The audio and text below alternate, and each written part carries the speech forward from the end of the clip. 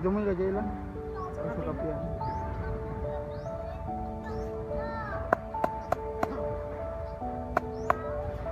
Kape tayo. Tapos nagkulaw tayong tinapay.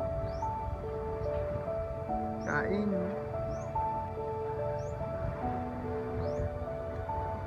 Mamaya magluluto ka na nagka.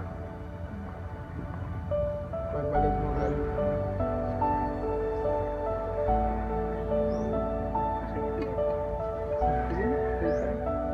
Sige mo yung tinapay. Try muna tayo bago tayo kumain.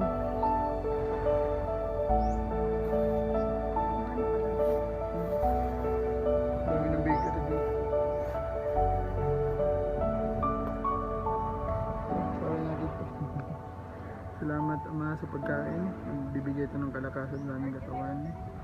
Naway maging panalangin kami sa lahat ng mga taong pagkakatiwala mo sa amin. Natuturuan ng magandang balita patungkol sa iyong mensahe. Salamat sa pagkain, bibigay itong kalakasan sa pangalan ni Jesus, sa kapangyarihan ng Espiritu na Banal. Amen.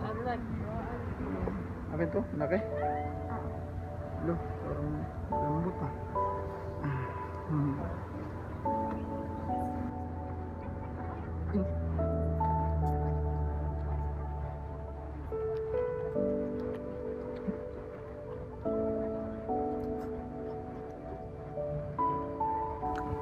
Cake naman. Bigay ni ni Prime. Iniisip ko rin may ba? Hindi, van life talaga eh.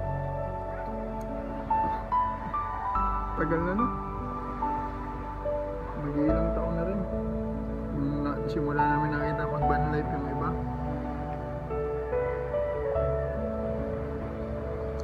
Hindi pa ata nagbablog si si Gio. Nanonood na kami ng ibang mga banlet.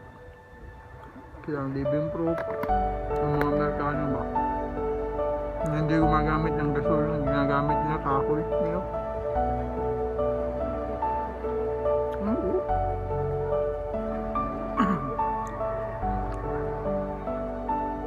Para mas maganda kasi din subukan mga chill na na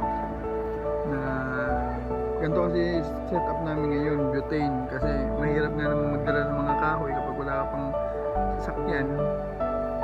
Balak namin talaga pag nagkasasakyan kami, di na kami gagamit ng ganito, butane.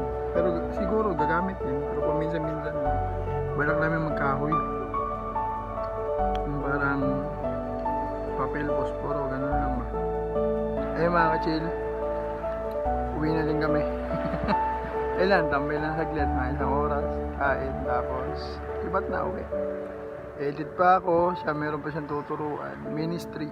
Yan talagang pinaka-importante muna. Makapag-relax yan ng 1 hour, 2 hours, okay na yan.